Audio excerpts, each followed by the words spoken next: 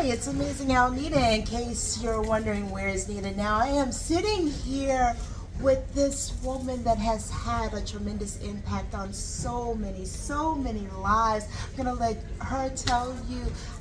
I know her as Jennifer. She is even more than that. I'm gonna let her tell you a little bit about yourself. So here she is. That is a wonderfully warm introduction. Thank you very much.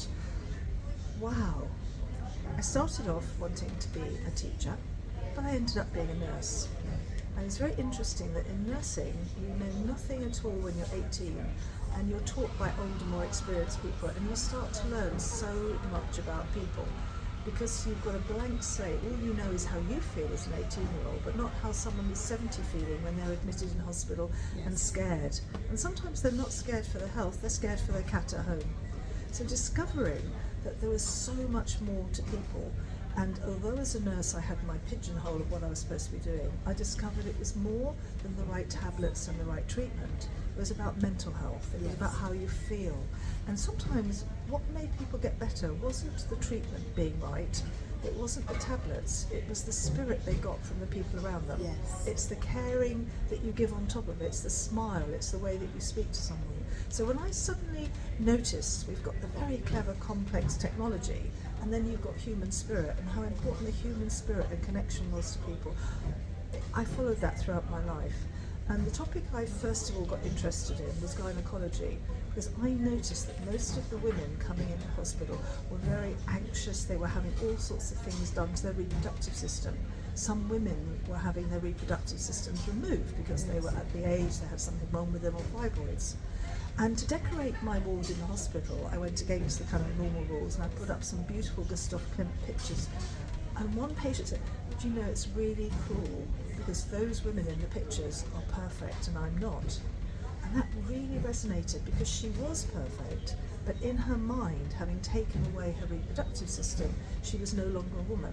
And I had never realised that even though my speciality was gynecology, this major emotional impact on who I am in the world as female has gone, because while I've been in here, I've had to leave that part of me behind. So that also made a huge difference in how I spoke to my patients, how I trained my staff, just to look at the whole person, not only healing them, making sure that they go away whole, despite having gone through this. So it seemed to me as if wherever I took myself in my life and my journeys, there was always something I was learning just as much as the people technically I was there to help. And that, So this is Jennifer Percival.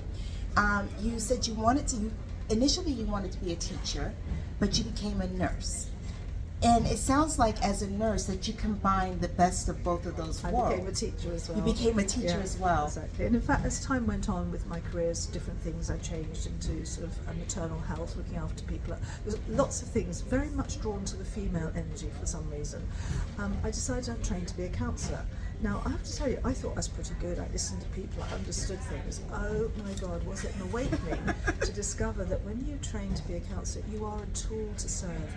You don't have opinions, you don't have advice, you don't have something you must tell people to do.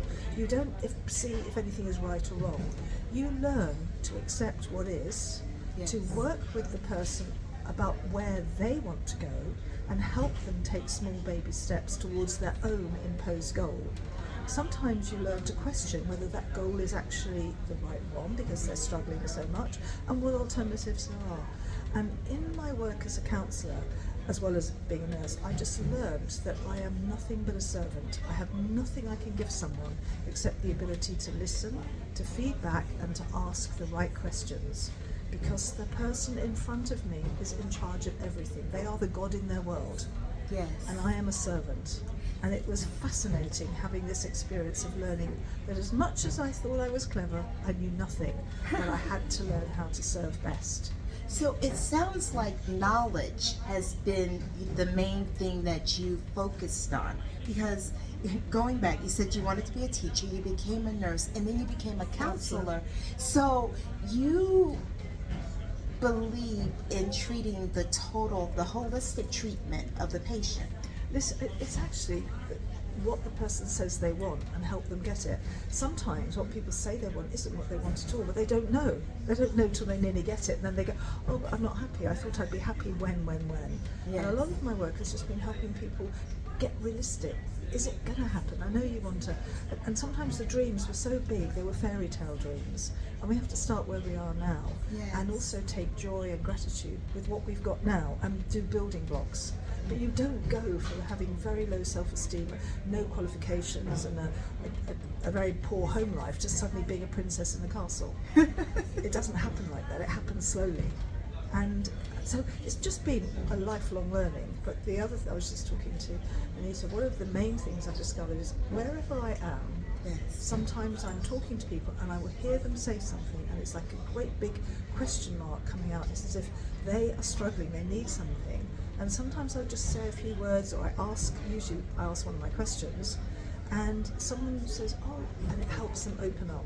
It helps them plan the next steps on the journey to what it is they want. And something like that is just spontaneously happens. Are there preset questions that is there like No, a list of questions that you go down? Say you were describing something to me and I was just listening to you. You would say something and it would ping and I would feel something and I would say, is it okay if I ask?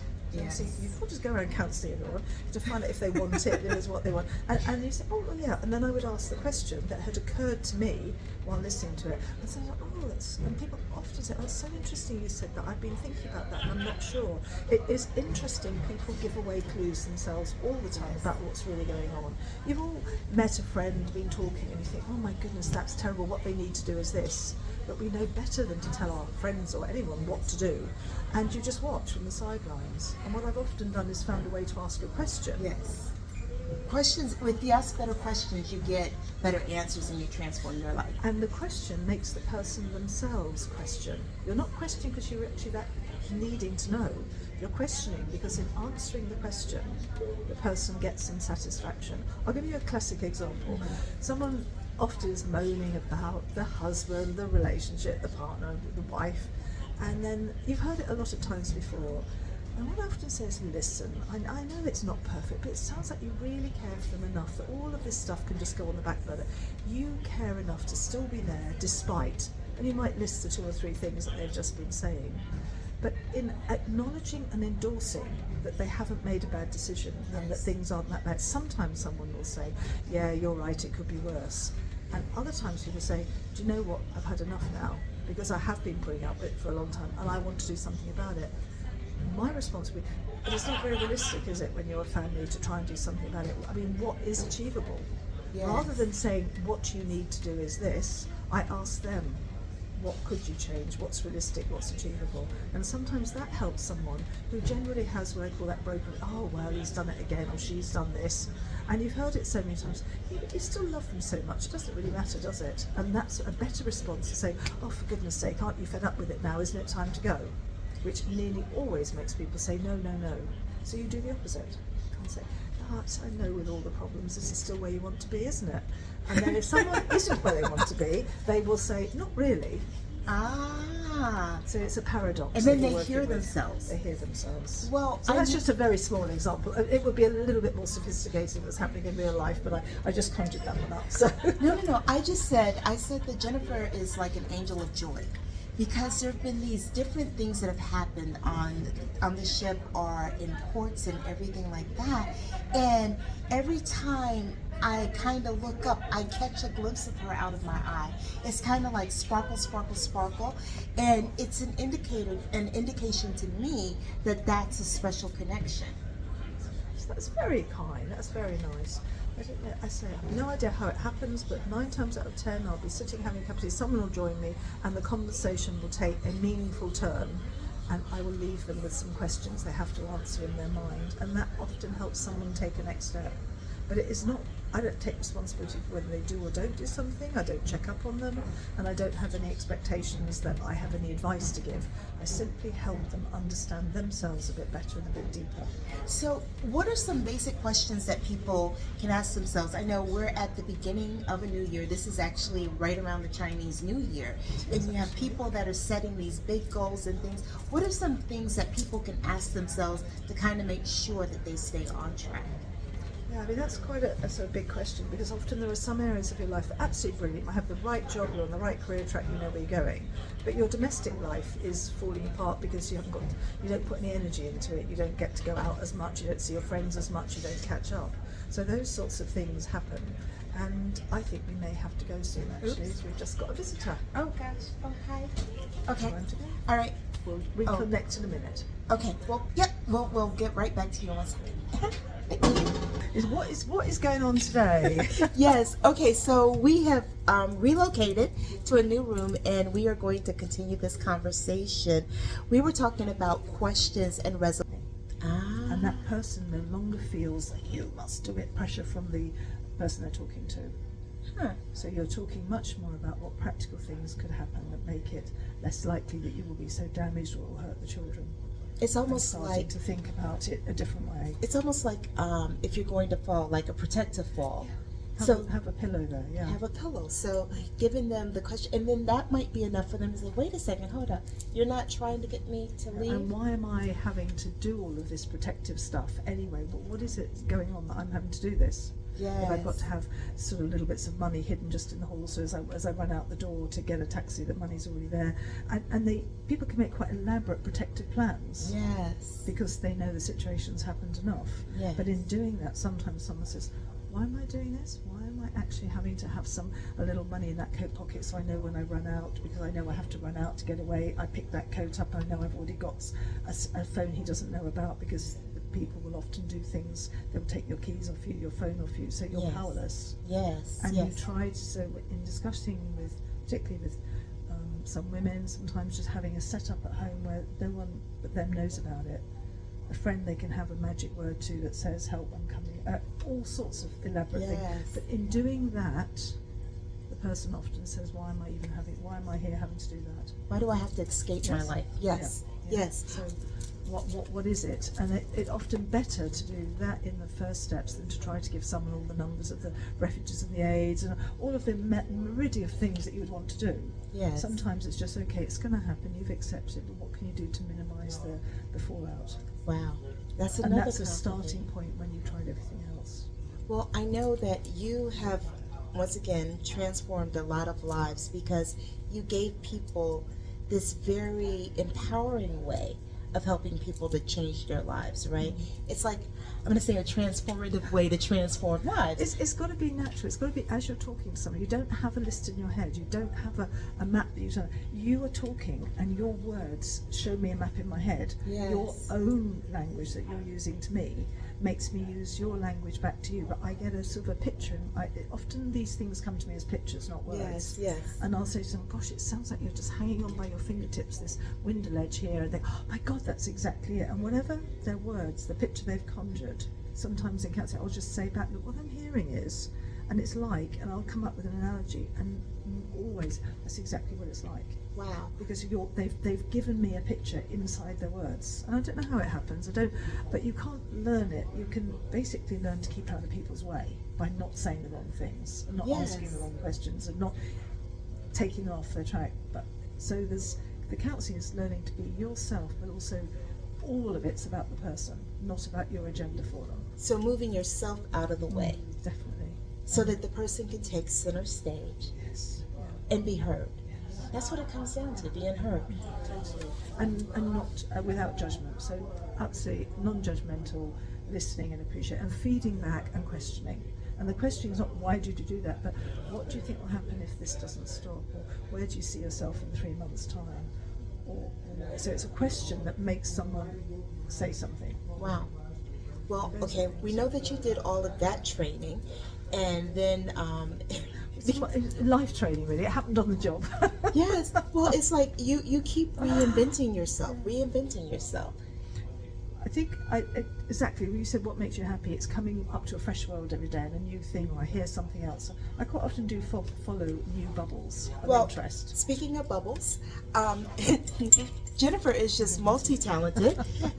These gorgeous lanyards that you're wearing, I'm wearing and she's wearing. They were not purchased in the store. They were made. Jennifer actually, we sat on the deck. Reinventions, yeah. Yes, one of the reinventions. We sat and we had a conversation, and we created these beautiful. I'm gonna take it off so you can actually see it. And and I personally think that it's kind of transformative, because you're making decisions that suit you, and you're actually okay. When I sat down to do this, I was like, okay, well, where are the directions? She's like, well, no, there are not really any directions. You're just going with what you feel. And I was like, but we're so used to being told, do this way, do that way, right? And it wasn't a kit. It was a matter of, she put the beads before you, and it's kind of like the beads spoke to you. Interesting. Yes. Interesting. So from my perspective, people having mental space to be free from everything else and being creative is really healthy for them. Yes. I learnt jewellery making as a view to being able to get a job in my older years after I'd finished nursing and counselling. I wanted to come back and work on cruise ships. Yes. Very sensible, I couldn't afford all those cruises, so how do I get a passage free? I provide jewellery making classes on cruise ships. And then I was thinking, what people want is to be able to sit and do something. They don't want it to be too complicated. They don't want pages of instructions like knitting instructions. They want to be able to sit and chat. Yes. So I provide a palette of a variety of colours and assorted sizes of beads in front of people, and they have this lanyard which comes already made at the bottom with just 2 bare strands, and you fill the bare strands with some of the beads that are in front of you in a repetitive pattern that suits you, that appeals to you. Yes. And if you're someone who doesn't want a pattern, that's okay too, because it's the experience of creating something for yourself that you will wear. Yes. Using the tools that are put in front of you, so it's contained, but you've got all the freedom to choose. And that makes people happy, because they've made something, they've been talking to people, and they feel, oh, I didn't know I could be this creative. So you've provided the sandbox for them to play in. Yes, so Jennifer now teaches this on cruise ships, actually. She wasn't teaching this on this cruise ship, she was actually making samples. I have a job when I get back, and I needed lots of samples to put on people's desks so they can see what they're making. And I brought enough beads so that if I met beautiful people, I would be able to share it with them, and they could come and sit and talk to me while we were making them. Yes. So That's if you happen to be on any cruise, are there specific cruise lines I work for Saga now, but I have worked for several cruise lines, but now I just work on Saga. If you happen to be on a cruise line, and if you see a Jennifer with jewelry making, and there are other people do it as well. So if you see a jewelry making or a craft class, okay, a craft class, but especially if it says Jennifer, get to it. If she's not on your cruise line, request her, because she. No, you I know. Well, it should, God, because it's like it's some. The more expensive cruise lines tend to have really nice people on doing things, watercolors, painting, making things. So there's a lot, So it's often the high end cruise lines that provide this sort of level of options for you. Let me tell you, this was therapeutic, and this was actually this is cheaper than therapy. That's true. Yes. So and if you happen to have somebody who is trained in counseling that's doing it, you won't even realize that you could literally be solving a life problem while you're putting together this beautiful And that does thing. happen. It happens naturally. It means that people who are travelling on their own on a ship often get together. They make new friends in the classes, and it works very well. It's very popular. You've been very kind to me. You're good for my ego completely here. But it's lovely. I just wanted to come back on cruise ships, and I wanted to do something that was fun. Jewellery making is fun. I happen to have those other skills, but they just come out when they're needed. But I'm not here as a counsellor. I'm not here as a jewellery making. I'm a passenger. But nice things happen to me all the time because I expect them to. Yes, well, you're not just a passenger. You are you are a phenomenal woman. This woman is amazing. No wonder they call her Amazing Alnita. Thank you. Well, Jennifer, I know that you are in high demand, and I thank you for sharing your time with me. It's funny. She said something when we first started talking. She said it's about giving back and passing the knowledge along. And she said, I knew that I would run into the person that I was meant to run into. Now, let me tell you, she's run into lots of people. But I have been here a month. Yes, but I have been fortunate to be able to sit and talk, and I say sit at the knee of wisdom, because you have just been you've been so wise and so kind and so gentle and forthcoming. And I thank you for that. Thank you very much. Yes, yes, yes, yes. People don't speak to you like this in England, you know that. Where I come from, everyone's they're very cool about telling you anything nice. So you are amazing, Well, and you truly deserve your name. So that's great. Thank you very much. I appreciate that. It's lovely. Well, lovely, yes. lovely. Is there anything you want to say? No, I'm very honoured to have met you. It's lovely, and we come from different cultures. Obviously, Yes. you know, the British are kind of reserved and they don't give compliments very much. They're just British, and that's okay as well. They don't scream and shout very much, and so it's great fun learning to my counselling with a British audience, and then I'm meeting someone like you coming from a different mindset in the first place altogether. It's the beauty of travel. But Yes. thank you very much for hosting me, and thank you for inviting me to give an interview. Alrighty. Well, be beautiful, be brilliant, be willing to adventure and try new Get out things. there. Yes, and be willing to ask the right questions. And don't forget to shine your light, sugar. Bye. Perfect. Thank you.